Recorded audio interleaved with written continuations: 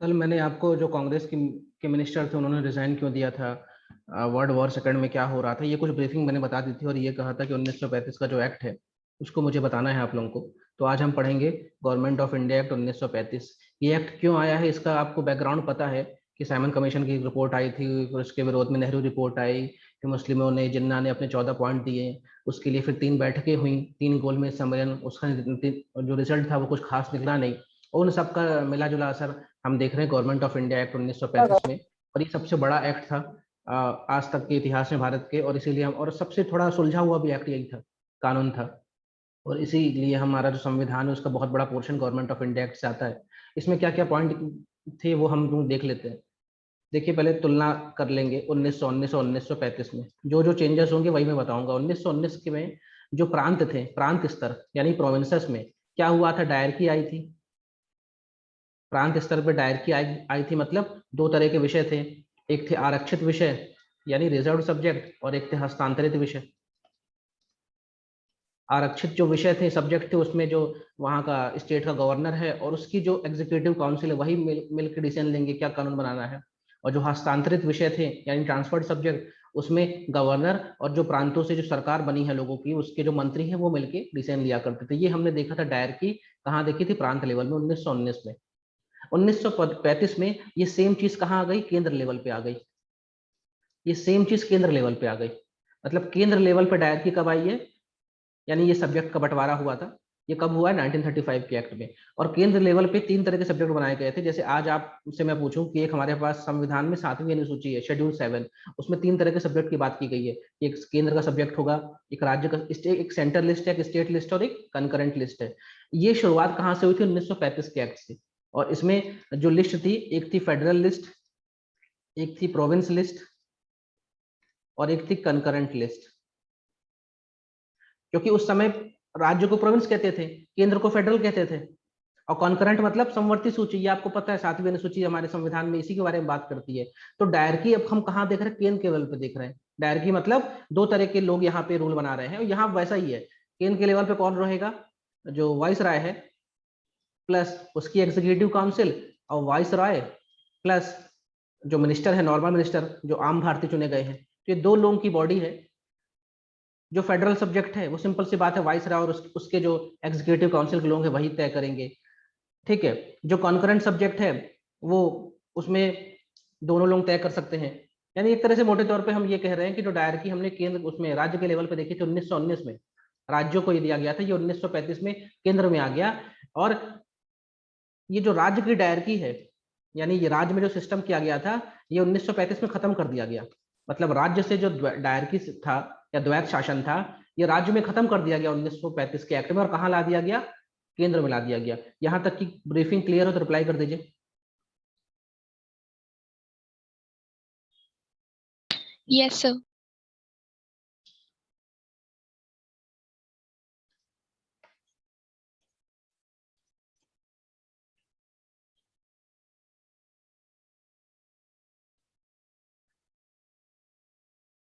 यानी अगर पूछा जाएगा प्रांतों में डायरकी कब आई, तो 1919 में। प्रांतों में डायरकी कब खत्म हुई, तो 1935 में। केंद्र में डायरकी कब आई, तो 1935 से। डायरकी मतलब द्वैत शासन, दो दो सरकारें हैं ना। अच्छा, तो अब 1935 के एक्ट में, 1935 के एक्ट में जो प्रांत थे, यहां लिख देता हूं प्रांत, इनको ऑटोनोमस बना दिया गया। भाई 1935 के एक्ट से वो द्वैत शासन खत्म हो गया। इसका मतलब प्रांत के लिए कोई भी डिसीजन लेना है, स्टेट के लिए कोई भी डिसीजन लेना है, तो अब वाइसराय अपने, वो जो वहां का गवर्नर रहेगा प्रांत का, वो अपने एग्जीक्यूटिव मेंबर के साथ कुछ नहीं करेगा। अब प्रांतों में सरकार बनेगी, भाई चुनाव होगा 1937 में, इसके बाद चुनाव होगा ना, मैंने कल की कहानी बताया, एक चुनाव होगा और प्रांतों में सब सरकार बन जाएगी। इस समय 11 प्रांत है, इस वक्त देश में 11 प्रांत है। तो अब ये कहा गया कि 1935 से एक्ट से प्रांत जो है वो ऑटोनोमस हो गए, यानी स्वायत्त हो गए एक तरह से, वो अपने डिसीजन खुद ले सकते हैं। जैसे उनको उनके किसी भी निर्णय में गवर्नर दखल नहीं देगा। और तो प्रांतों को ऑटोनॉमी कब मिली, ऑटोनोमस कब मिले, कब बने, किस एक्ट से, 1935 के एक्ट से। इसीलिए हम देखेंगे 1937 के एक्ट के बाद 11 राज्यों में चुनाव होंगे और उसमें बहुमत में कांग्रेस जीतेगी, और कांग्रेस धूमधाम से काम करना शुरू कर देगी। बहुत अच्छे अच्छे काम करेंगे, लेकिन 2 साल बाद ही कांग्रेस के सारे मंत्री मिनिस्टर रिजाइन कर देंगे। कांग्रेस के सारे मंत्री मिनिस्टर रिजाइन कर देंगे, ये हमने कल बात देख लिया था। तो प्रांतों को ऑटोनोमस बना दिया गया। अच्छा, इसमें एक प्रपोजल दिया गया था, एक फेडरेशन का प्रपोजल दिया गया था, एक संघ का प्रपोजल दिया गया था। प्रपोजल था ये, प्रपोजल, कि भैया भारत में उस समय ऐसा तो नहीं था कि सिर्फ राज्य हैं और अंग्रेज हैं, बहुत सारे रियासत थे, बहुत सारे राजे रजवाड़े थे, तो वो लोग भी चाह रहे थे ना हमको भी कुछ मिले, बहुत सारे प्रिंसली स्टेट थे। तो ये कहा गया, इस फेडरेशन का प्रपोजल दिया गया कि भैया एक हम संघ बनाते हैं जिसमें राजा रजवाड़े भी चाहे तो शामिल हो सकते हैं, प्रांत तो शामिल होंगे ही, और वो इलाके जो अंग्रेजों के अधीन है वो तो शामिल होंगे, लेकिन यहाँ पे सारा खेल था किसके लिए, जो प्रिंसली स्टेट थे, राजा रजवाड़े थे, उनको ये ऑफर दिया गया था कि आप चाहो तो एक भारत संघ में शामिल हो सकते हो। ये प्रपोजल आया था, लेकिन ये प्रपोजल कभी बना नहीं, मतलब भारत एज अ फेडरेशन के रूप में कभी बना नहीं। वो तो आजादी के बाद फिर जब हमारे वल्लभ भाई पटेल है सबको इकट्ठा करेंगे, डंडा मारेंगे, भैया सब साथ हो जाओ, तब होगा। लेकिन फेडरेशन का प्रपोजल यानी ऑल इंडिया फेडरेशन का प्रपोजल, ऑल इंडिया संघ का प्रपोजल किस एक्ट से आया था, 1935 के एक्ट से आया था।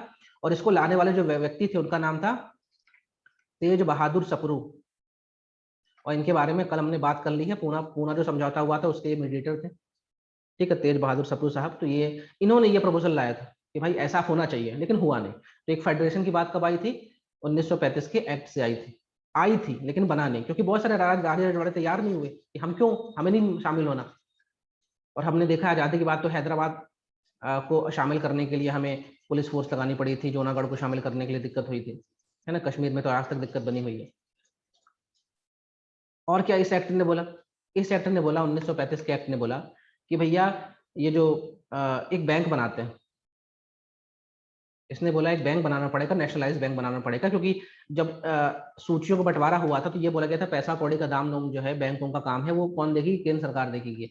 इसीलिए रिजर्व बैंक ऑफ इंडिया की स्थापना होगी।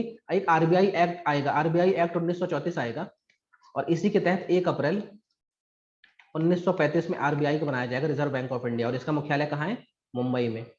बाद में आजादी के बाद 1949 को हम इस बैंक को राष्ट्रीयकृत कर लेंगे। लेकिन ये बैंक भी क्यों बनाया गया, 1935 के एक्ट से बनाया गया। इस एक्ट ने बोला कि यार अब इतने सारे राज्य होंगे, उनमें कुछ विवाद होगा, तो हमें एक बड़ी कोर्ट चाहिए, एक सुप्रीम कोर्ट चाहिए, जो राज्यों के बीच में जो विवाद होंगे उसको सुलझा सके। तो एक सुप्रीम कोर्ट बनाया गया, supreme court, sorry supreme court कहना गलत होगा, इसको हम कहेंगे फेडरल कोर्ट। क्या कहेंगे, फेडरल या संघ का कोर्ट, फेडरल। फेडरल कोर्ट कहाँ बनाया गया, नई दिल्ली में। और इस फेडरल कोर्ट को आज आप क्या कहते हैं, सुप्रीम कोर्ट ऑफ इंडिया। एक अंग्रेजों ने बनाया था 1973 के रेगुलेटिंग एक्ट में, तो कलकत्ता में बना था सुप्रीम कोर्ट, लेकिन 1935 से जो कोर्ट बना उसका नाम था फेडरल कोर्ट, एक संघ का कोर्ट। और यही फेडरल कोर्ट जो है आज हम इसको सुप्रीम कोर्ट ऑफ इंडिया कहते हैं। यहां तक की कहानी क्लियर है, रिप्लाई कर दीजिए। जी सर।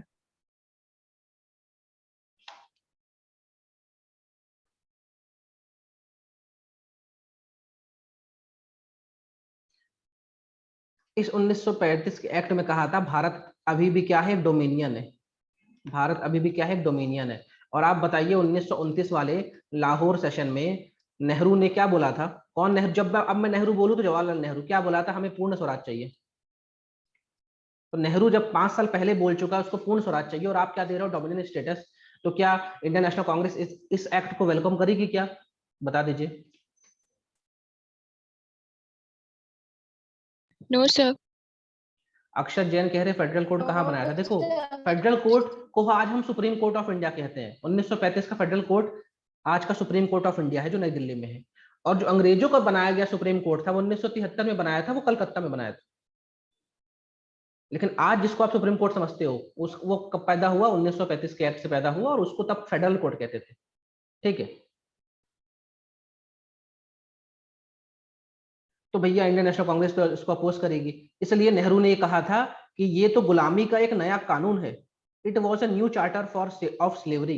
ये नेहरू ने दिमाग दिया था, it was a new charter of slavery, क्योंकि इसमें ये कहा गया था जो वाइसरॉय रहेगा इसके पास वीटो पावर है, मतलब कोई भी कानून बन जाए अगर केंद्र के स्तर में तो वो चाहे तो इसको नो नो कर सकता है, नो नो। तो ये कहा गया था। तो ये नेहरू का दिमाग खराब हो गया कि इतने सालों से हम, तो फिर सर सुप्रीम कोर्ट कोलकाता में कब बना था, 1973 में बना था बेटा, 1973 कर रहा हूँ, 1773 में बना था। वो अंग्रेज जब आए थे कलकत्ता में तब उन्होंने अपना एक सुप्रीम कोर्ट बनाया था, वारेन हेस्टिंग के समय। लेकिन आज का जो सुप्रीम कोर्ट ऑफ इंडिया है जिसको आप जानते हैं, वो पैदा हुआ था, उसका नाम था फेडरल कोर्ट ऑफ इंडिया। ठीक है, तो ये सारी बात थी 1935 के एक्ट में। तो मोटे तौर पे क्या याद रखना है, इस एक्ट में ये बोला गया था कि जो प्रोविंसेस हैं उनसे डायरेक्टली हटा ली गई, प्रोविंसेस को ऑटोनोमस कर दिया गया। उस समय 11 प्रोविंसेस थी। इसी के बाद चुनाव भी होगा, और इस बार जब चुनाव होगा 1937 में जब चुनाव होगा तो 1 करोड़ लोग वोट देंगे, 1 करोड़ लोग वोट देंगे, है ना। और इस चुनाव में 11 प्रोविंसेस में से मोस्टली प्रोविंसेस में 7 प्रोविंस में तो कांग्रेस की बहुमत की सरकार थी, बाकी में उन्होंने अपनी सरकार बनवा ली थी, मतलब गठबंधन वाली। तो 1937 में चुनाव होगा और उसमें कांग्रेस जीतेगी। अच्छा, इस गवर्नमेंट 1935 के एक्ट में एक और चीज थी, जो सेपरेट इलेक्टोरेट की बात थी, सेपरेट इलेक्टोरेट की। हमने अभी तक किसको दे दिया, मुस्लिम को मिला हुआ है, सिखों को मिला हुआ है, जमींदारों को मिला है, एंग्लो इंडियन को मिला है, क्रिश्चियन को मिला है, ये सब मिला हुआ है, हमने देखा है। सबसे पहले किसको शुरू हुआ था ये, मुस्लिम को शुरू हुआ था 1909 में, एम लिख देता हूँ। उसके बाद 1919 में फिर हमने इसमें जमींदारों को भी दिया पृथक निर्वाचन, क्रिश्चियन को भी दिया, एंग्लो इंडियन को भी दिया। अब 1935 के एक्ट में 1935 के एक्ट में ध्यान रखना है, महिलाओं के लिए, वुमेन्स के लिए भी सेपरेट इलेक्टोरेट आ गया था, वुमेन्स के लिए भी, कि किसी किसी सीट में महिलाएं ही सिर्फ खड़ी होंगी और महिलाएं ही वोट डालेंगी। तो ये ध्यान रखना, 1935 के एक्ट से वुमेन को भी के लिए भी सेपरेट इलेक्टोरेट आ गया था। ठीक, तो ये मोटी मोटी बात हो गई। और उसके बाद क्या हुआ, ये बोला गया था वोट चुनाव होगा, 1937 में चुनाव होगा, कांग्रेस बहुत बहुमत से जीतेगी, हर जगह अपनी सरकार बनाएगी, क्योंकि अब स्टेट जो है, प्रोविंस है, वो तो ऑटोनोमस है, प्रोविंस में आपको जो करना है करिए। और उसके बाद 2 साल तक चुनाव, मतलब अच्छी खासी सरकार चलेगी। फिर हम ये देखेंगे कि वर्ल्ड वॉर सेकंड शुरू हो जाता है, वर्ल्ड वॉर सेकंड। और वर्ल्ड वॉर सेकंड शुरू होता है 1 सितंबर 1939 को, और खत्म होता है 2 सितंबर 1945 को। तारीख अच्छी ना याद करने के लिए, 1 सितंबर में चालू हुआ, 2 सितंबर को खत्म हुआ। और जब ये शुरू होता है तो उस समय भारत का जो वॉइसराय रहता है उसका नाम रहता है लिन लिथ गो। इसके नाम में गो है, तो इसने बोल दिया कि भैया इंडिया से सारे सैनिक जाइए, गो, कहाँ जाइए, यूरोप जाइए, युद्ध में जाइए। तो इसने क्या बोला, India on war, India on war, India युद्ध में है।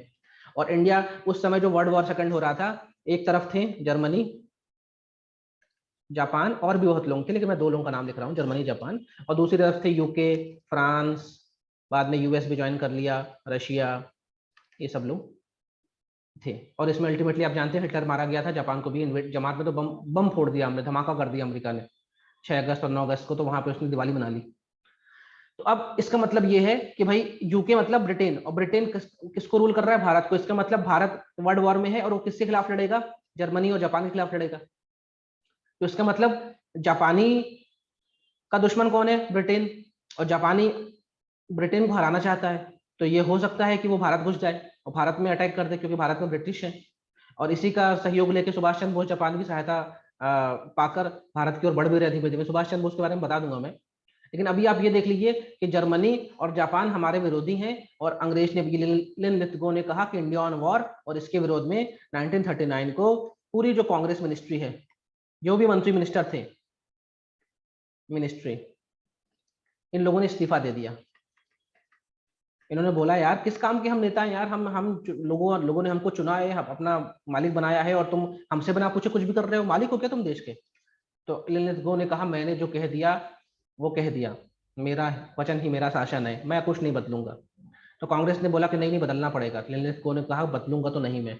ठीक, तो कांग्रेस ने दे दिया इस्तीफा। यहाँ तक की कहानी आप लोगों को पता थी, 1935 का एक चीज मुझे बताना था। अच्छा, इसी के बाद मुस्लिम लीग बड़ा खुश हुई। जो मुस्लिम लीग का जो असल में क्या हुआ था, जो 1937 का एक्ट था ना, ये जो फिगर है याद नहीं करना एमपीएससी वालों, समझा रहा हूँ। 482 सीट मुस्लिम के लिए रिजर्व थी, कि यहाँ सिर्फ मुस्लिम खड़े होंगे, मुस्लिम ही वोट डालेंगे। और इसमें से सिर्फ 104 सीट मुस्लिम लीग जीत पाई। अब आप देख लो कितना घटिया परफॉर्मेंस है, 500 में से 482 में से 104 नंबर आए मुस्लिम लीग के। तो मुस्लिम लीग तो वैसे ही परफॉर्म बेकार कर गई थी। और 1937 का जो चुनाव था उसमें हम ये देखे थे कि कांग्रेस धूमधाम से आई थी, और जब कांग्रेस के लोगों ने इस्तीफा दे दिया तो मुस्लिम लीग के मजे हो गए, वाह यार अच्छा ही लोग इस्तीफा दे दिया, ना हम मंत्री ना तुम मंत्री। इसलिए उसने, मुस्लिम लीग ने, जिन्ना ने क्या मनाया था, डे ऑफ डिलीवरेंस के रूप में मनाया था। तो यहां तक की बात हो गई थी क्लियर। अब हम थोड़ी आगे चलते हैं। देखो अभी कांग्रेस के जो लोग हैं ना, उन लोगों को इस्तीफा देके बैठ गए हैं, और उनको लग रहा है कि यार अंग्रेज कुछ कर ही नहीं रहे, अंग्रेज को फर्क ही नहीं पड़ रहा है। अंग्रेज तो वहां से हमारे आर्मी सोल्जर्स को लेकर जा रहा है और वहां पर लड़वा रहा है, बहुत सारे लोग मारे जा रहे हैं। अब हमारे कांग्रेस के मंत्री मिनिस्टर सब तो इस्तीफा देके बेरोजगार हो गए। तो उन्होंने गांधी जी से बोला, गांधी जी यार कुछ करो यार, ऐसे कैसे चलेगा, ये तो अंग्रेज को कुछ समझ में नहीं आ रहा। 1940 का वक्त आ चुका था। गांधी जी से बोला, गांधी जी कुछ करो। तो गांधी जी ने बोला, यार मैं क्या करूं, क्योंकि इसी बीच में मैंने बताया था मुस्लिम लीग का जो लाहौर में सेशन हुआ था 1940 में, उसमें जो जिन्ना था उसने क्या बोला था, जिन्ना ने बोला था पाकिस्तान। क्यों बोला होगा पाकिस्तान, क्योंकि जिन्ना को समझ में आ गया कि भारत में, उसने वोट चुनाव लड़ा और मुस्लिम लीग का परफॉर्मेंस बेकार था, तो उसने बोला इस देश में अपनी दाल नहीं गलेगी, इससे अच्छा अपन एक नया देश बनवा लेते हैं।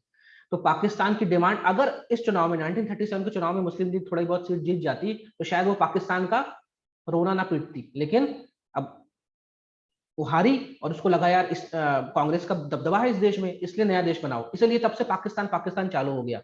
और ये जो रिजल्ट था ना, मतलब लाहौर का जो अधिवेशन था जिन्ना वाला मुस्लिम लीग का, उसी में ये पाकिस्तान की पहली डिमांड हुई थी, इसलिए इसको पाकिस्तान रेजोल्यूशन भी कहा जाता है, या लाहौर सेशन भी कहा जाता है, लाहौर घोषणा या रेजोल्यूशन भी कहा जाता है। क्योंकि अगर वही बात है भाई, परफॉर्मेंस अच्छी नहीं थी, मान लीजिए आप पीएससी में सेलेक्ट नहीं हो, तो आप दो काम कर सकते हैं, या तो बोल सकते हैं कि यार मेरी गलती, या तो ये बोल सकते हैं कि सर ये अच्छा नहीं पढ़ाते। तो ये सर अच्छा नहीं पढ़ाते, ये डालना अच्छी बात, मतलब ये आसान है, सर पे ठीकरा फोड़ दो। तो मुस्लिम लीग ने बोला कि भैया कांग्रेस ने पूरा देश में कब्जा करके रखा है, कि हमारी कुछ चलती नहीं है, मुस्लिम सीट्स जो रिजर्व थी वहां भी हमारे कैंडिडेट जीत नहीं पाए, इसलिए तब से उसने शुरू कर दिया, हमें तो नया देश चाहिए, अपने देश जाएंगे, वहीं पे चुनाव लड़ेंगे, वहीं पे धूमधाम से करेंगे। इसलिए पाकिस्तान की जो डिमांड है वो बहुत ज्यादा आई। ठीक है, अब गांधी जी पे क्या हो रहा है, फोर्स हो रहा है कि गांधी जी कुछ करो यार। अब गांधी जी क्या करें, गांधी जी ने बोला मैं कोई मूवमेंट लॉन्च नहीं करूंगा, क्योंकि 1935 मैंने बोला था, उन्होंने संन्यास ले लिया था, बोला कि यार तुम लोग, मैं मूवमेंट लॉन्च करता हूँ, तुम लोग पगला जाते हो, दंगा करते हो, जेल जला देते हो, लोगों को मार देते हो, मैं नहीं करूंगा, ये देश में मूवमेंट का कोई मतलब नहीं है। तो कांग्रेस ने बोला नहीं गांधी जी कुछ तो करना पड़ेगा, आप हमारे शक्तिमान है, आप कुछ करिए। तो गांधी जी ने बोला ठीक है, मैं शुरू करता हूँ व्यक्तिगत सत्याग्रह, यानी इंडिविजुअल सत्याग्रह शुरू करता हूँ, व्यक्तिगत सत्याग्रह। अब ये क्या है, ये क्यों शुरू हो रहा है, ये आपको क्लियर है ना, 1940 में क्यों मूवमेंट की शुरू करने की बात की जा रही। अब व्यक्तिगत सत्याग्रह क्या है ये जानते हैं। इसका मतलब ये गांधी जी ने बोला मैं कोई मूवमेंट लॉन्च नहीं करूंगा कि सही मेरे पीछे पीछे सब कोई चलो, मैं ये बोल रहा हूँ कि लोग व्यक्तिगत रूप से, देखो अंग्रेजों ने हमसे बिना पूछे हमारे, हमको वॉर में भेज दिया, इसका मतलब हमारी जो फ्रीडम ऑफ एक्सप्रेशन है, हमारी बोलने की स्वतंत्रता है, उसका हनन हुआ। तो गांधी जी ने बोला ये मेरा इंडिविजुअल सत्याग्रह इस बात के लिए कि हमारे पास भी जबान है, हम भी अपनी बात बोलेंगे, हम गुलाम नहीं है। तो गांधी जी ने व्यक्तिगत सत्याग्रह जो था 1940 में शुरू किया। इसमें तीन सत्याग्रही को चुना, जो पहले सत्याग्रही थे, फर्स्ट नंबर थे, वो थे कौन, विनोबा भावे, विनोबा भावे। सेकंड नंबर में कौन थे, जे एल नेहरू, ये आता है एग्जाम में। और तीसरे सत्याग्रही कौन चुने गए थे, उनका नाम था ब्रह्मदत्त, ब्रह्म ब्रह्मदत्त, ब्रह्मदत्त। तो इसमें क्या करना था, इस व्यक्तिगत सत्याग्रह में होना क्या था, गांधी जी ने ये कहा था कि ये जो लोग हमने चुने हैं, विनोबा भावे, जेएल नेहरू, ब्रह्मदत्त, इन लोगों को स्पीच देनी है, इन लोगों को भाषण देना है, और उस भाषण में अंग्रेजों को क्रिटिसाइज करना है, अंग्रेजों के बारे में उनको बोलना है कि ये आदमी हमसे बिना पूछे, उनकी आलोचना करनी है, और तब तक आलोचना करनी जब तक आपको पकड़ा नहीं जाए। तो इसका क्या मतलब है पकड़ा नहीं जाए, मतलब विनोबा भावे जहां रैली करेंगे वहां के थानेदार को बता के आएंगे कि साहब मैं 4 बजे रैली करने वाला हूं और मैं सरकार की आलोचना करूंगा। तो विनोबा भावे बाकायदा यानी जो भी सत्याग्रही रहेगा जहां वो रैली करेगा वो बताएगा वहां के थानेदार को, और तब तक बोलता रहेगा जब तक उसको पकड़ा नहीं जाए, क्योंकि भाई सरकार के खिलाफ आप बोल रहे हैं, लोगों को मोटिवेट कर रहे हैं, तो सरकार तो पकड़ लेगी आपको, पुलिस पकड़ लेगा। ये था व्यक्तिगत सत्याग्रह।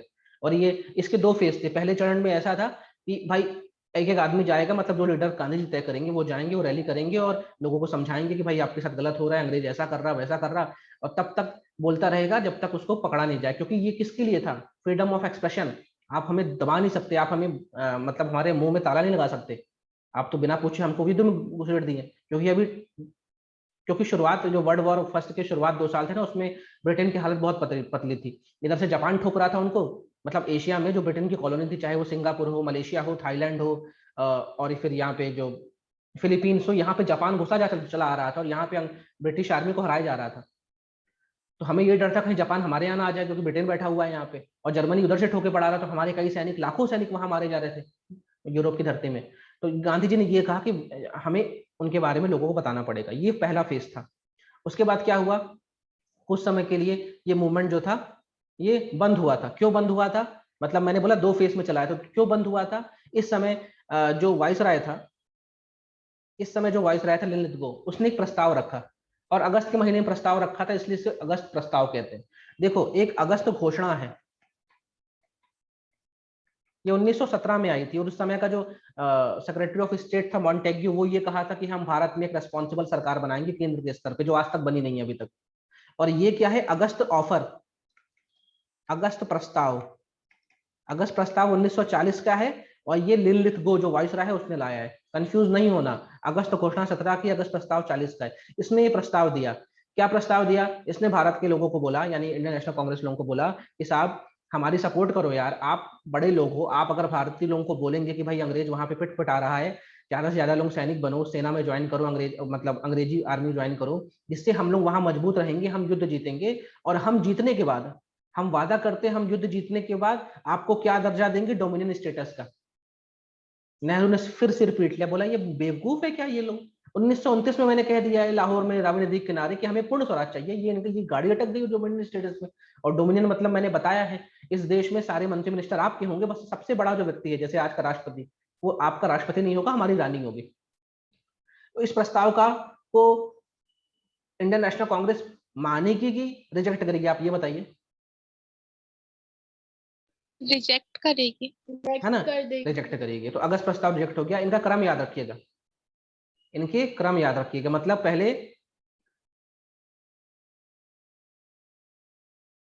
1937 में चुनाव हुआ, 1939 में उन्होंने रिजाइन दे दिया, किसने, इंडियन नेशनल कांग्रेस ने रिजाइन दे दिया। उसके बाद 1940 में मुस्लिम लीग का लाहौर सेशन हुआ। उसके बाद 1940 में गांधी जी शुरू करते हैं व्यक्तिगत सत्याग्रह, यानी इंडिविजुअल जिसे कहते हैं सत्याग्रह। उसके बाद 1940 में ही आता है क्या, अगस्त ऑफर, एओ लिख देता हूं, अगस्त ऑफर, ये सब 1940 में ही हो रहा है। फिर इस ऑफर को माना, मतलब दम तिथ्य था ही नहीं। फिर इसके बाद 1940 में फिर से इंडिविजुअल सत्याग्रह का सेकंड फेज शुरू कर दिया गया, क्योंकि फर्स्ट फेज चल रहा था, तो भाई ये बोला गया कि इनको कुछ प्रस्ताव दे देते। तो इंडिविजुअल सत्याग्रह के पहले और दूसरे फेज के बीच में क्या आया था, अगस्त प्रस्ताव आया था, जिसको हमने नहीं माना था। यहां तक की कहानी क्लियर है क्या, रिप्लाई करिए। जी सर। Yes sir. जब ये नहीं माना तो भाई जो उस समय ब्रिटेन का जो पीएम था उसका नाम था चर्चिल। चर्चिल ये बड़ा ही बेकार आदमी था, उनके देश के लिए तो हीरो था, हमारे लिए बेकार आदमी था चर्चिल।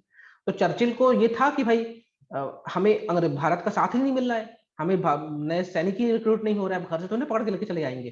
तो चर्चिल ने फिर बोला कि यार कुछ करो कुछ करो। तो भाई चर्चिल पे प्रेशर हो रहा था, दुनिया भर के बड़े बड़े देश बोल रहे थे चर्चिल को, यार इंडिया का सपोर्ट लो, इंडिया में बहुत बड़ी आबादी है, वहां से सैनिक रिक्रूट होंगे तभी हम युद्ध जीत पाएंगे। तो चर्चिल ने, वहां का जो प्राइम मिनिस्टर था, उसने क्रिप्स मिशन भेजा भारत। क्या भेजा, क्रिप्स मिशन। और क्रिप्स मिशन में स्टैफोर्ड क्रिप्स जो थे वो भारत आए थे, और ये अपना प्रस्ताव लेके आए थे। पहले तो ये आए थे कि भाई इंडियन नेशनल कांग्रेस और मुस्लिम लीग को एक साथ बैठा के बात कर ले, भाई क्या चाहते हो आप, क्या चाहते हो। तो क्रिप्स मिशन जब आया तो इसने सबको बैठाया, साथ बैठे, और यहाँ पे यही बात हुई। मुस्लिम लीग क्या बोल रही थी, पाकिस्तान पाकिस्तान, और इंडियन नेशनल कांग्रेस क्या बोल रही थी, पाकिस्तान क्यों कर देंगे तुम्हें, अलग यार, देश तो नहीं तोड़ देंगे।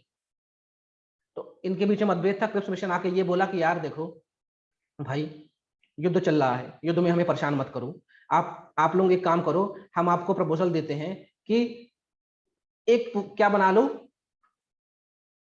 अपना संविधान बनाने के लिए एक असेंबली बना लो। एक क्रिप्स मिशन ने इनको आश्वासन दिया था कि अपना संविधान बनाने के लिए एक असेंबली बना लो, और अपने हिसाब से तय कर लो क्या क्या तुम्हें, कितने लोग मुस्लिम लीग से होंगे, कितने इंडियन नेशनल कांग्रेस से होंगे। लेकिन मुस्लिम लीग क्या बोल रही थी, भैया हमें पाकिस्तान चाहिए, हमें भारत का संविधान नहीं बनाना है। लेकिन क्रिप्स मिशन ने बोला कि नो पाकिस्तान, इसने पाकिस्तान को नो बोल दिया, पाकिस्तान तो नहीं मिलेगा बेटा, पाकिस्तान नहीं बनाएंगे। तो सब क्रिप्स मिशन ने क्या बोला कि भैया पाकिस्तान की बात छोड़ दो। तो मुस्लिम लीग भड़क गई, अरे पाकिस्तान की कैसी बात छोड़ दो। और फिर यहाँ भी यही बात, यहाँ भी वही बात कि हम जब युद्ध जीत जाएंगे तो हम आपको डोमिनियन स्टेटस दे देंगे। फिर नेहरू ने सिर पीट लिया, बोला यार फिर डोमिनियन स्टेटस, ये हट ही नहीं रही डोमिनियन से, मैं भूल गया 1929 में मुझे पूर्ण स्वराज चाहिए, ये डोमिनियन कर रहा है। तो भैया क्रिप्स मिशन भी क्या हो गया, फेल हो गया, चुपचाप क्रिप्स मिशन चला गया। जब क्रिप्स मिशन चला गया, यहाँ से फेल होकर चला गया, मतलब इसकी बात मानी नहीं गई, तो गांधी ने कहा था इसके बारे में कि भैया ये तो एक पीडीसी चेक है, ये उस बैंक, एक डूबते हुए बैंक का पीडीसी चेक है, मतलब जो बैंक खुद ही डूबने वाला है उस बैंक का हमको चेक मिला है, वो भी अगली तारीख का, कि हम युद्ध जीत जाएंगे तब हम आपके लिए कुछ करेंगे, और हार गए तब। तो गांधी जी ने ये कहा था कि इट क्रिप्स मिशन के लिए कि ये पोस्ट डेटेड चेक है, एक क्रम्बलिंग बैंक का, एक लड़खड़ाते हुए बैंक का, एक डूबते हुए बैंक का पीडीसी चेक है, ये गांधी ने कहा था। अब गांधी ने बोला कि यार अब तो बहुत हो गया, गांधी को समझ में आ गया अंग्रेज तो मान ही नहीं रहे हैं। अच्छा हाँ, अभी एक बात मिस हो गई, मैंने जो इंडिविजुअल सत्याग्रह बता रहा था, इसका सेकंड फेज तो मैंने आपको बताया नहीं, सेकंड फेज में क्या हो रहा था। सेकंड फेज में क्या हो रहा था कि भाई गांधी जी ने बोला कि भाई अभी तक क्या हो रही थी, एक जो लीडर था वो रैली कर रहा था, सबको बोल रहा था। अब ये जो लीडर है ना, ये रैली पहले सबको बताएगा, उसके बाद ये चलेगा, ये कहाँ चलेगा, दिल्ली की ओर चलेगा। ये अपने अपने साथ लोगों को लेकर किधर की ओर चलेगा, दिल्ली की ओर चलेगा। तो इंडिविजुअल सत्याग्रह का जो दूसरा फेज था, उसमें एक नारा चला था, चलो दिल्ली, चलो दिल्ली। और इसमें यह था कि बड़े बड़े लीडर्स अपने साथ हजारों को फॉलोअर्स को लेकर दिल्ली की ओर चलने लग गए थे, और तब तक चलते रहो दिल्ली की ओर जब तक तुम्हें पकड़ ना लिया जाए। तो बहुत सारे लोग, लाखों की संख्या में जेल में घुस गए लोग, तो इनका दिमाग खराब हो गया था कि अब करें क्या, तब करें क्या। इसीलिए इसी सेकंड फेज से घबरा के फिर चर्चिल ने फटाफट क्रिप्स मिशन भेजा था कि यार वहां गांधी ऐसी तैसी किए पड़ा है अपनी, जाओ बात करो। तो चलो दिल्ली का जो नारा था वो सेकंड फेज में इंडिविजुअल सत्याग्रह में था। यहाँ पे ये था कि पहले वो रैली करेगा, लोगों को बताएगा, उसके बाद लोगों की पूरी भीड़ जो रहेगी वो दिल्ली की ओर कूच कर देगी। क्लियर हो रही बात मेरी? Yes sir. Yes sir. अब क्रिप्स मिशन आके चला गया, गांधी का दिमाग खराब हो गया। गांधी ने बोला यार ऐसे क्या मजाक चलेगा, गांधी ने लॉन्च कर दिया क्विट इंडिया मूवमेंट कि भगाओ इनको भारत से। ये किसी लायक नहीं है, बेवकूफ आदमी, क्योंकि गांधी को ये डर था कि जापान कहीं इन्वेड ना कर दे भारत में, जापान भारत में ना अटैक कर दे। और जापान बहुत तेजी से आगे बढ़ रहा था, सुभाष चंद्र बोस वहां से आर्मी इकट्ठी करके ला रहे थे। और जापानियों का इतिहास बड़ा खराब था, वो जिस देश में जाते थे ना वहां पे बहुत सारा विद्रोह करते थे, बहुत सारी दिक्कत करते थे, और खास करके जो विमेन्स थी, महिलाएं थी, उनके साथ भी बड़ा बुरा व्यवहार करते थे जापानीज। तो जापानीज भले आज आपको बड़े संस्कारी लगे, इनका इतिहास बहुत काला है। तो इन्होंने, गांधी जी ने बोला कि यार ऐसे कुछ नहीं होगा। तो 8 अगस्त का दिन था 1942, बॉम्बे में एक मैदान है, उसका नाम है गवालिया, गवालिया, गवालिया टैंक मैदान है। यहाँ पे गांधी जी ने मीटिंग बुलाई और बोला कि भैया लॉन्च करना है। तो 8 अगस्त को मीटिंग हुई और 9 अगस्त को ये लॉन्च कर दिया। और इस मूवमेंट में गांधी जी ने कहा, भारत छोड़ो आंदोलन में, कि देखो इस मूवमेंट में या तो आप देश को आजाद करा दो, या तो देश की आजादी के लिए लड़ते लड़ते मर जाओ। इन्होंने नारा दिया था डू और डाई का, डू और डाई का नारा दिया था। और बोला था कि हो सकता है इस क्रांति के शुरू होते ही, इस मूवमेंट के शुरू होते सारे बड़े लीडर्स, मेरे जैसे सारे बड़े लीडर्स को जेल में ठूस दिया जाए। आपको कोई नेता नहीं मिलेगा बताने के लिए, इसलिए हर आदमी अपने आप में नेता है, जो उसको ठीक लगे वो करे। मैं इस बार अहिंसा हिंसा कुछ नहीं बोल रहा हूँ, ये गांधी ने कह दिया था। ठीक है, और ध्यान रखिए गांधी ने दांडी मार्च के बाद बोला था देश को आजाद कराऊंगा, तभी कहाँ जाऊंगा, साबरमती के आश्रम में। इसका मतलब अभी जो कुछ भी हो रहा होगा वो कहाँ से हो रहा होगा, वर्धा से, वर्धा आश्रम से या सेवाग्राम आश्रम से। वर्धा वो जिला है, सेवाग्राम आश्रम था। तो क्विट इंडिया मूवमेंट की जो बातचीत थी वो वर्धा वर्धा मतलब घोषणा से मानी जाती। वर्धा में ये बैठक हुई थी कि हमें कुछ ऐसा लॉन्च करना पड़ेगा। और फिर बॉम्बे के ग्वालियर टैंक में मुलाकात हुई, और वहां पे इसलिए ये जो क्रांति थी ये अगस्त में हुई थी ना, इसलिए इसको कहते हैं अगस्त क्रांति। क्या कहते हैं? इसलिए इसको कहते हैं अगस्त क्रांति। अगस्त क्रांति जब भी आए किसको कहते हैं, तो क्विट इंडिया मूवमेंट या जो आपको भारत छोड़ो आंदोलन है, इसको कहते हैं अगस्त क्रांति। यहाँ तक क्लियर है? रिप्लाई कर दीजिए। Yes sir. जी सर। और इस बार तो गांधी ने फ्री हैंड दे दिया था, जो करना है करो, डू और डाई। और जैसे गांधी जी कह रहे थे कि भाई हम सबको पकड़ लिया जाएगा, सही था, 2-4 घंटे में सबको पकड़ के जेल में डाल दिया गया, गांधी जी को जेल में डाल दिया, सब जेल में, बड़े लीडर सारे जेल में। और इतने बड़े मूवमेंट को लीड करने के लिए फिर नए नए लीडर्स निकल के आए, जैसे राम मनोहर लोहिया लोहिया साहब निकल के आए, अच्युत पटवर्धन निकल के आए, जेपी जयप्रकाश नारायण, ये सब नए नए लीडर्स निकल के आए। एक उषा मेहता निकल के आए, जिन्होंने एक सीक्रेट रेडियो चलाया था बॉम्बे से, उषा मेहता। और इन्होंने रेडियो चलाया था, उस रेडियो में ये जो बड़े लीडर्स थे ना, ये ब्रॉडकास्ट किया करते थे कि अब हमें क्या करना, अब हमें क्या करना। बाद में पकड़ा गई थी उषा मेहता या उषा बेन, लेकिन इन्होंने क्विट इंडिया मूवमेंट के समय एक सीक्रेट रेडियो चलाया था। तो ये बहुत नई नई लीडरशिप हमको मिली। इनमें से बहुत सारे लोग बाद में प्रधान मतलब मुख्यमंत्री बने, जैसे जेपी तो बहुत बड़े आदमी थे, कुछ मुख्यमंत्री बने, कुछ राज्यपाल बने, कुछ बड़े लीडर्स बने। तो ये सब नई लीडरशिप है, क्योंकि बड़े जो लीडर थे, जो पुराने लीडर्स थे इंडियन नेशनल कांग्रेस के, उनको तो जेल में ठूस गया था सबको। इसलिए अरुणा आसफ अली, सुचिता कृपलानी, जयप्रकाश, राम मनोहर लोहिया, ये सब नए नए लीडर्स हमें इस क्रांति में मिलते हैं। बाद में सबको पकड़ लिया गया, जेल में डाल दिया गया, लेकिन ये क्रांति काफी लंबे समय तक चली। और भैया अगर आप अंग्रेजों को एक झापड़ मारेंगे तो वो आपको चार झापड़ मारेंगे। अंग्रेजों ने इस क्रांति को बहुत ब्रूटली दबाया, बहुत ब्रूटली दबाया। जिस तरह 1857 की क्रांति में किया था ना, वैसा ही इसमें किया। लेकिन लोग इस बार पगलाए हुए थे, बोलेंगे छोड़ेंगे नहीं इनको। तो ये क्रांति बहुत ज्यादा चली, बहुत सारा खून खराब हुआ। अब ब्रिटेन परेशान, उधर भी वो अंग्रेज, वो जर्मनी पीट रहा है उनको हिटलर, इधर हम पीट रहे हैं इनको। इतनी सारी जब दिक्कत हो गई थी तो अब गांधी जी के पास पहुंच गए। गांधी जी जेल में थे। गांधी जी किस जेल में थे? आगा खान पैलेस में, आगा खान पैलेस, ठीक है। तो गांधी जी से अंग्रेज बोले, यार गांधी जी मना करो लोगों को, ऐसा कैसे कर रहे हैं तुम्हारे कहने पे। गांधी जी ने बोला मैं मना नहीं करूंगा। तो सबने बोला यार गांधी जी आप तो अहिंसा के पुजारी थे, लोग तो हिंसा कर रहे हैं। तो गांधी जी ने बोला देखो भैया वो हिंसा नहीं कर रहे हैं, तुमने उनको इतना पीटा है ना, वो उसका उसका रिएक्शन है, वो उसका रिजल्ट है। तो गांधी जी का एक नया रूप देखने को मिल रहा हमें। लेकिन सब अंग्रेज बोल रहा गांधी जी नहीं आपको कुछ करना पड़ेगा। गांधी ने बोला तुम्हारी ऐसी की तैसी। गांधी जी ने उपवास शुरू कर दिया, 21 दिन का उपवास। और ये उपवास इसलिए नहीं था कि ये सब लोग लड़ाई झगड़ा बंद कर दे, ये उपवास इसलिए था कि अंग्रेज मुझको बार बार परेशान क्यों करता है, मैं क्यों मना करूं देश को। तो गांधी जी ने अंग्रेजों के खिलाफ उपवास शुरू कर दिया 21 दिन का, जेल से ही। अब भाई गांधी जी का उपवास, और गांधी जी जब जेल में उपवास कर रहे हैं, पानी नहीं पी रहा, खाना नहीं खा रहा, तो ये आंदोलन और तेज हो गया। उसको तो हवा मिल गई कि हमारे बापू के साथ ऐसा कर रहा है अंग्रेज जेल में। तो गांधी जी का 21 दिन का उपवास किसके खिलाफ था? अंग्रेजों के खिलाफ था, क्योंकि अंग्रेज गांधी जी को बोल रहे थे कि भैया अपने आंदोलन बंद करवाओ। और इसके चक्कर में जो वाइसराय के एग्जीक्यूटिव काउंसिल में जो भारतीय मेंबर्स थे, जैसे हमने देखा था वाइसराय की एग्जीक्यूटिव काउंसिल 6 लोगों की थी, इसमें 3 भारतीय थे, 3 ब्रिटिशर्स थे। तो इन 3 जो भारतीय थे ना, इंडियंस, इन्होंने तुरंत इस्तीफा दे दिया। ये ऐसे धूर्त आदमी थे जो जब आंदोलन हुआ तब इस्तीफा नहीं दिए, लेकिन जब गांधी जी बीमार मतलब उपवास में बैठ गए तो इनको लगा कहीं ऐसा ना हो गांधी जी निकल लें और फिर लोग हमको भी बोले कि यार तुम कैसे भारतीय थे, अंग्रेजों के साथ बैठे हुए थे। तो गांधी जी के उपवास में समर्थन करने के लिए जो हमारे 3 एग्जीक्यूटिव मेंबर थे भारतीय, उन्होंने भी इस्तीफा दे दिया था कि भैया हम तो गांधी जी के साथ हैं। तो ये जो QIM था, QIM में सबने सपोर्ट किया। अब किसने सपोर्ट किया ये हम जानते हैं, हिंदू महासभा ने सपोर्ट नहीं किया। हिंदू महासभा बाद में जनसंघ बनती है, और हिंदू महासभा जनसंघ बनने के बाद आज ये बीजेपी है, ठीक है। तो हिंदू महासभा ने क्विट इंडिया मूवमेंट का सपोर्ट नहीं किया था। दूसरा, मुस्लिम लीग तो करेगी नहीं, उसको पाकिस्तान चाहिए। तीसरा, जो प्रिंसली स्टेट है राय रजवाड़े, वो तो करेंगे नहीं। चौथा, कुछ जमींदार थे उन्होंने भी सपोर्ट नहीं किया, वो अंग्रेजों के साथ थे। पांचवा, जो अंग्रेज की नौकरी कर रहे थे, ब्यूरोक्रेट्स थे, जो इंपीरियल सिविल सर्विसेज के लोग थे, भले भारतीय, उन्होंने सपोर्ट नहीं किया। कभी कभी आ जाता है कि भाई किसने सपोर्ट नहीं किया, ठीक है। हिंदू महासभा मतलब ये जो आपके श्यामा प्रसाद मुखर्जी हैं और वी डी सावरकर है, उनकी पार्टी थी, इन लोगों ने सपोर्ट नहीं किया था। अब क्या हुआ, गांधी जी फास्ट में उतर गए ये सब। अब देखो अपन ने पाकिस्तान रेजोल्यूशन पढ़ लिया, अगस्त ऑफर पढ़ लिया, क्विट इंडिया मूवमेंट पढ़ लिया, गांधी जी का उपवास क्यों किया गया था ये पढ़ लिया। अब CR फॉर्मूला पढ़ना है कि CR फॉर्मूला क्या है। CR फॉर्मूला, हिंदू महासभा कब बनी थी बाद में बताएंगे, पॉलिटिकल ज्यादा चीज हो जाएगी, पालम चला आप लोग शिकायत कर दो भाव सरकार से कि ये आदमी ऐसा बोल रहे हैं। अभी डर लगता है बहुत कुछ बताने से, ठीक है। खैर, तो CR फॉर्मूला 1944 में आया। क्यों आया, कौन थे CR मतलब कोई बताएगा CR का फुल फॉर्म क्या है? एक आदमी है ये, चक्रवर्ती राजा गोपालचारी। वेरी गुड, गांधी जी के समधी है ये, है ना रिश्तेदार थे। चक्रवर्ती राजा गोपालाचारी, इनको ही हम शॉर्ट फॉर्म में राजा जी कहते हैं। और ये हमारे देश के पहले भारतीय क्या थे, गवर्नर जनरल, पहले गवर्नर भारतीय जनरल। गवर्नर जनरल थे, ठीक है। इन्होंने क्या बोला भैया, अभी आप ये देखो इस समय देश में क्या दिक्कत चल रही।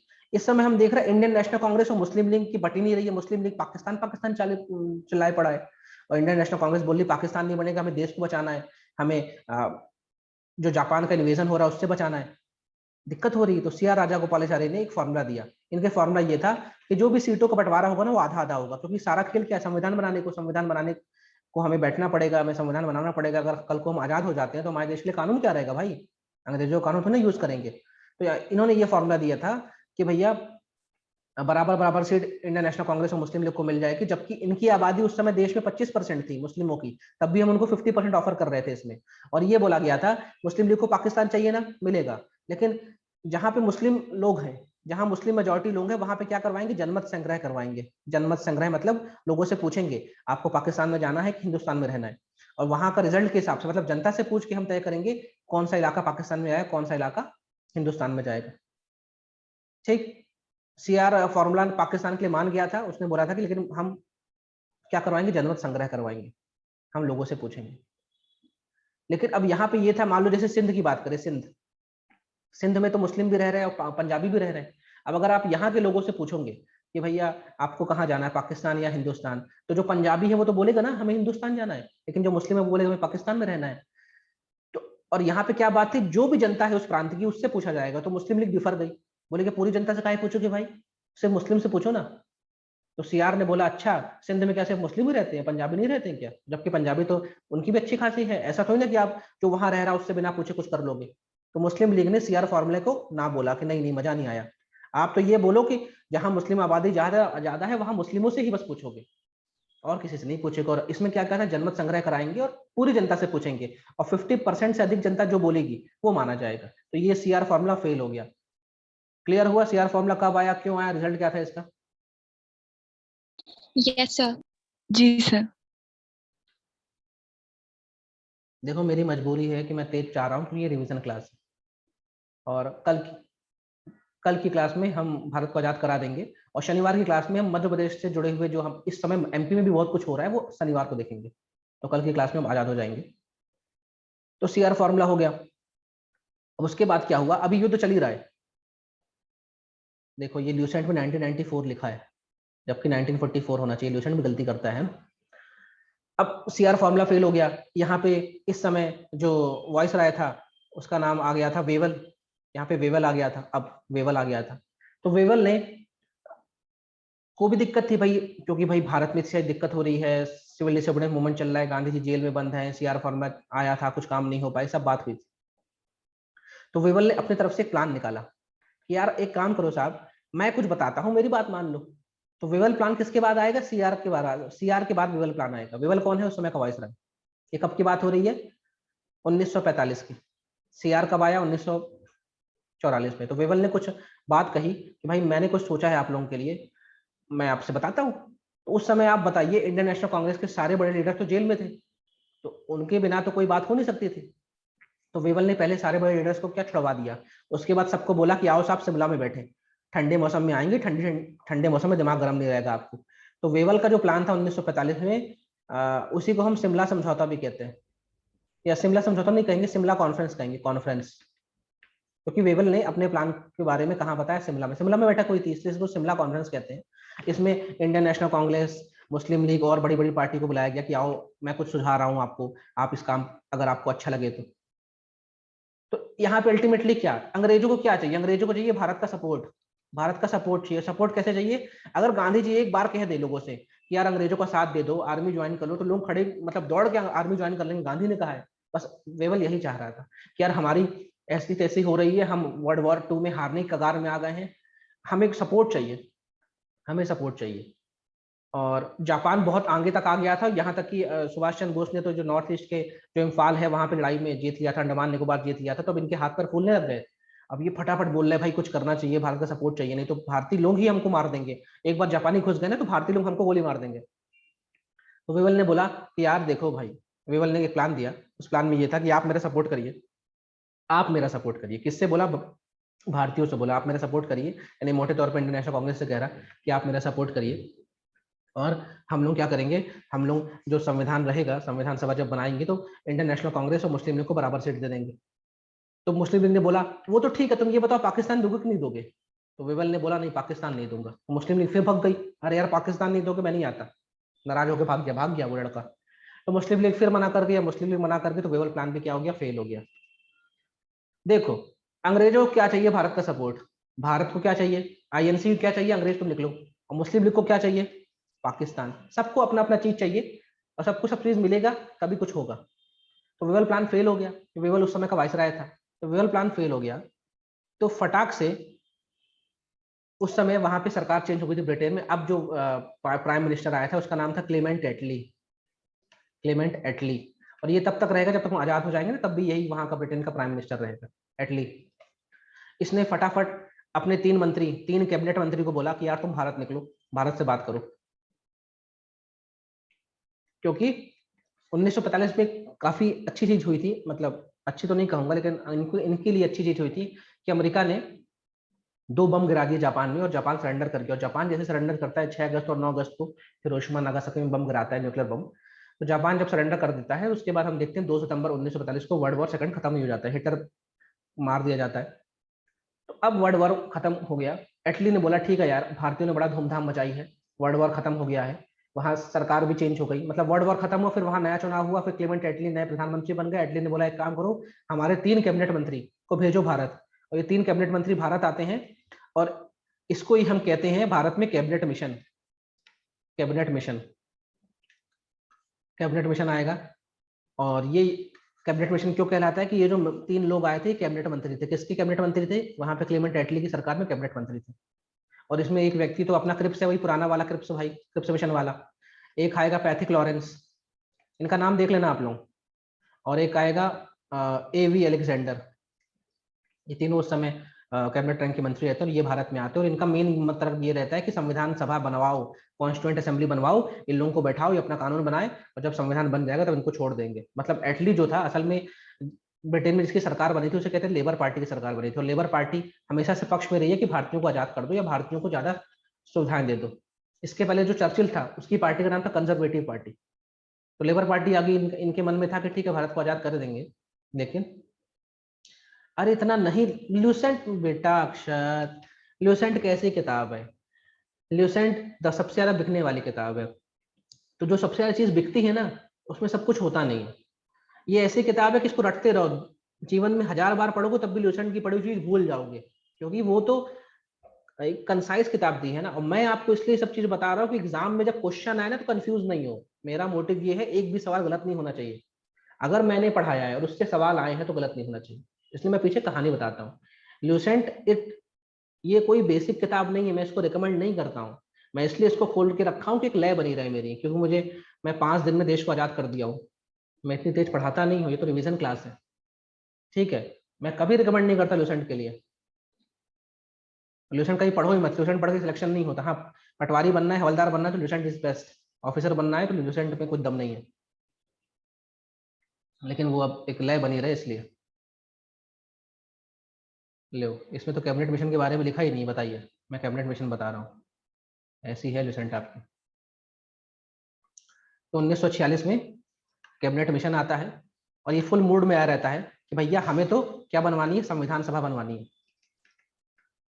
अब इंडियन नेशनल कांग्रेस तो बड़ी पार्टी है ही है, मुस्लिम लीग को आना हुआ है, नहीं आना हो ना आए। और इसने भी यही बोला, कैबिनेट मिशन ने क्या बोला, नो पाकिस्तान, मैं पाकिस्तान नहीं बनाऊंगा, no separate electorate, no separate electorate. और इसने बोला कि हमारे देश में अभी जितने प्रांत हैं उनकी 3 कैटेगरी बना दी थी। ए कैटेगरी के प्रांत, बी कैटेगरी के प्रांत, सी कैटेगरी के प्रांत, मतलब जो सबसे बड़े हैं वो फिर बी और सी में। और ये बोला था क्या था कि प्रांत पहले अपने स्तर पर अपना संविधान बनाए, फिर अपने लोगों को ऊपर भेजे तो दिल्ली में संविधान बनाएंगे, फिर यही लोग कुछ लोग मिलकर संघ का संविधान बनाएंगे। मतलब 3 तरह के संविधान बनाने की बात की गई थी। मुस्लिम लीग पहले तो इसका सपोर्ट कर रही थी, बाद में मुस्लिम लीग ने सोचा नो पाकिस्तान ये क्या बोल रहा है, फिर ये भाग गया जिन्ना, क्लास से भाग गया रोते रोते, लॉलीपॉप नहीं मिली, लॉलीपॉप नहीं मिली। मुस्लिम लीग ने फिर ने कैबिनेट मिशन को मना कर दिया, हम नहीं मानते।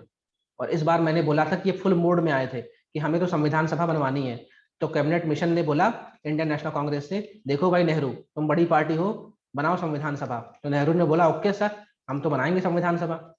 संविधान सभा में यह तय हुआ था कि 293 लोग प्रांतों से आएंगे और 93 लोग प्रिंसली स्टेट से आएंगे, जो राजा रजवाड़े हैं वहां से भी लोग आएंगे, और ये लोग सब बैठ के बनाएंगे अपने देश का संविधान। तो मुस्लिम लीग तो बॉयकॉट कर दी कि भैया हमें तो आना नहीं है, हमें क्या करना है, हमें संविधान में आना नहीं है। 1946 की बात बता रहा हूँ, 1946 की कॉन्स्टिट्यूंट असेंबली यानी कैबिनेट मिशन 1946 में थी जब बात हुई थी। तो 1946 में जैसा कि हम देखते हैं कि संविधान सभा पहली बार बैठेगी, और उसके बाद मुस्लिम लीग में शुरुआत में तो मना कर दिया कि हम नहीं मानते इस संविधान को, हमें तो पाकिस्तान चाहिए। बाद में फिर भी वो आई थी एक बार के लिए, खैर। तो संविधान सभा बैठ गई, और इसी में इस कैबिनेट मिशन ने बोला था नेहरू से, नेहरू भाई हम देश आजाद कर देंगे 2 साल बाद, तो कोई सरकार तो होगी, कोई मंत्री मिनिस्टर होंगे कि नहीं होंगे, कि कौन रक्षा मंत्री बनेगा, कौन शिक्षा मंत्री बनेगा। एक काम करो, तुम अंतरिम सरकार बनाओ यार अपनी। अंतरिम सरकार मतलब तुम एक बताओ कि कौन देश का प्रधानमंत्री बनेगा, कौन देश का रक्षा मंत्री बनेगा। तो नेहरू ने अपनी इंतरिम गवर्नमेंट बना के एक लिस्ट बना के दे दी कि भाई मैं ये रहूंगा, ये रहेंगे। और इसकी अंतरिम गवर्नमेंट में सिर्फ इंडियन नेशनल कांग्रेस के लोग नहीं थे, बाकी पार्टी के भी लोग थे। मतलब ये देश की सरकार बन रही थी, किसी पार्टी की सरकार नहीं बन रही थी। इंतरिम गवर्नमेंट इसे कहते हैं जो एक तरह से जैसे मान लीजिए आपको किसी जिले का चार्ज मिला या कलेक्टर के रूप में, लेकिन जो अभी वर्तमान जो कलेक्टर है उसने बोला सर 2 दिन आप रुकिए, मेरे पास कुछ काम है, आप आराम करिए, गेस्ट हाउस में जाइए। परसों से आप यहाँ के कलेक्टर हैं, लेकिन फिलहाल अभी 2 दिन के लिए आप इंतरिम कलेक्टर है। इंतरिम मतलब भविष्य में आप इस जिले के मालिक बन जाएंगे, लेकिन अभी मैं हूं तो अभी अपना काम कर लो। तो अभी तो अंग्रेज थे यहाँ पे, तो ये बोला गया था कि शॉर्ट पीरियड नहीं बोलेंगे। अंतरिम मतलब होता है एक तरह से एडहॉक। अंतरिम मतलब ये कह सकते हैं कि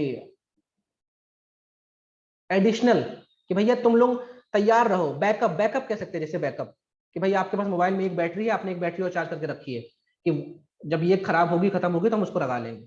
यानी अल्टीमेटली जब देश आजाद होगा तो आप ही लोग मंत्री बनेंगे। आप लोग पहले अपनी प्लानिंग बना लीजिए कौन कौन क्या रहेगा।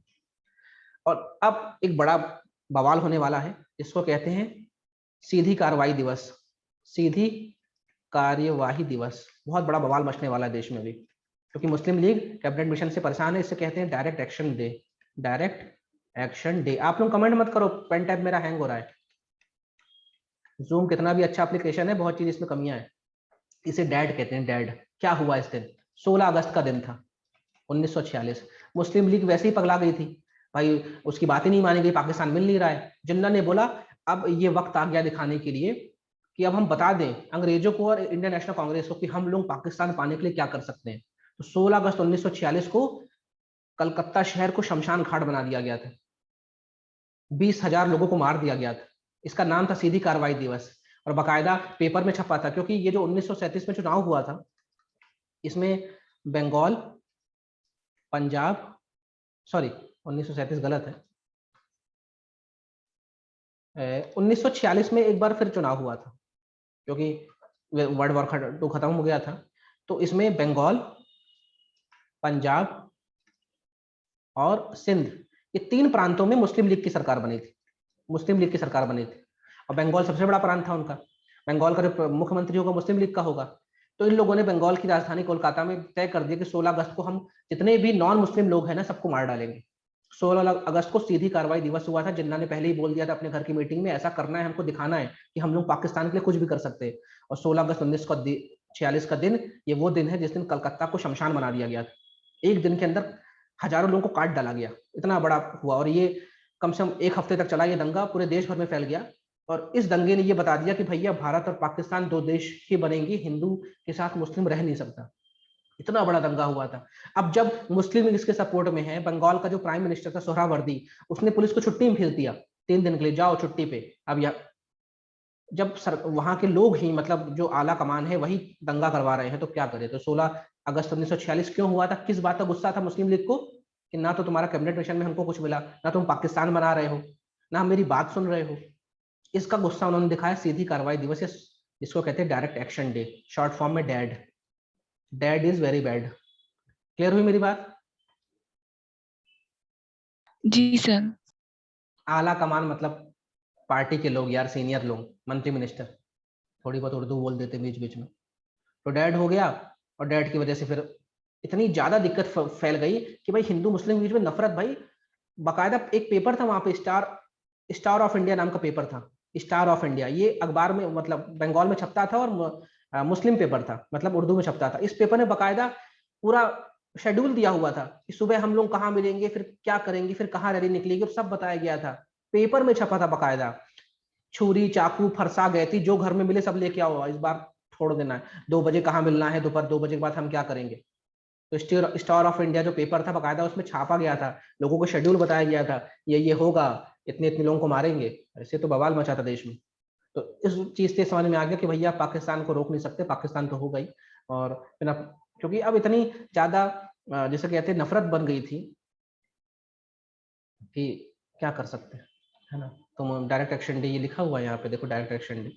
और डैड जब हुआ ना, उसके उसके बाद इंतरिम गवर्नमेंट बनी। तो इंतरिम गवर्नमेंट मैंने बताया था, जवाहरलाल नेहरू ने बोला था मैं प्राइम मिनिस्टर बनूंगा और बाकी लोग मंत्री मिनिस्टर बनेंगे। और इनकी जो अंतरिम गवर्नमेंट है उसमें सिर्फ कांग्रेस के लोग नहीं थे, अम्बेडकर साहब भी थे, उनकी अलग पार्टी थी, सिख पार्टी के भी लोग थे, जस्टिस पार्टी के भी लोग थे, बहुत सारे लोग थे। मुस्लिम लीग कोई बोला था यू आर ऑल्सो इन्वाइटेड, आप भी आइए हमारी पार्टी में एक मंत्री पद लीजिए। मुस्लिम लीग ने बोला नो, हम तो पूरा पाकिस्तान लेंगे, हम तो कायदे आजम बनेंगे, जिन्ना बोल रहे थे हम तो मालिक बनेंगे देश के। ये सब हुआ, और उसके बाद इस कैबिनेट मिशन ने बोल ही दिया था कि संविधान सभा बनाओ। इसलिए हम पढ़ते आ रहे हैं कि 9 दिसंबर 1946 को पहली बार संविधान सभा की बैठक बैठी, 9 दिसंबर 1946 को। इसके 2 दिन बाद ही 11 दिसंबर को संविधान सभा ने सर्वसम्मति से राजेंद्र प्रसाद को बोला कि ये हमारे अध्यक्ष महोदय हैं, मतलब ये सभापति रहेंगे। तो 11 दिसंबर 1946 से राजेंद्र प्रसाद को क्या बना दिया गया था, संविधान सभा का अध्यक्ष, और बाद में वो हमारे देश के पहले प्रधानमंत्री बन गए। यहाँ तक की कहानी क्लियर हो तो रिप्लाई कर दो। Yes sir. ठीक है, बाकी कहानी कल की क्लास में हम आज़ाद हो जाएंगे, हम इंडिपेंडेंस डे मना लेंगे। और परसों की जो क्लास रहेगी वो एमपी स्पेशल रहेगी, क्योंकि इस बीच में एमपी में भी बहुत कुछ हो रहा है। चौरी चौरा मतलब जिसे कहते हैं घोड़ा डोंगरी कांड हो रहा है, चरण पादुका संहार हो रहा है, झंडा सत्याग्रह एमपी में हो रहा है, कई लोगों को पकड़ा जा रहा है, जौलपुर में नगर निगम में झंडा फहराया जा रहा है। ये सब चीजें हैं। तो शनिवार की जो क्लास रहेगी लाइट मोड में रहेगी, और उसमें सिर्फ एमपी में जो ये हो रहे हैं, स्वतंत्रता संग्राम हो रहे हैं, एमपी में क्या क्या हो रहा है उसको हम शनिवार को देखेंगे। कल की क्लास में हम आजाद हो जाएंगे, वैसे हो ही गए, 1946 तक हम पहुंच गए हैं। और कल की क्लास में आजाद होने के साथ साथ सुभाष चंद्र बोस के बारे में भी जानेंगे। उस आदमी ने बहुत कुछ किया देश के लिए। और यहाँ पे उस आदमी को फिर से याद करेंगे, रास बिहारी बोस, जो 1912 में जिसने अटेम्प्ट किया था लॉर्ड हार्डिंग को मारने का, बाद में वहां से भाग गया था। अभी जापान चले गए रास बिहारी बोस साहब, और जापानी लड़की से शादी भी कर ली बोस साहब ने, बच्चे भी हो गए उनके, अभी वो जापान में ही है। फिर उनका भी क्या रोल रहेगा, इंडियन नेशनल आर्मी क्या है, क्या किया, क्या क्या किया, जापान का क्या सहयोग मिला है। तो कल हम सुभाष चंद्र बोस साहब को भी देखेंगे, और कल हम देश को आजाद भी करा देंगे। ठीक है, thank you everyone. Thank you sir. Subhash Chandra Bose कौन थे, अक्षत जैन, ये कल हम बताएंगे सुभाष चंद्र बोस कौन थे। ठीक है।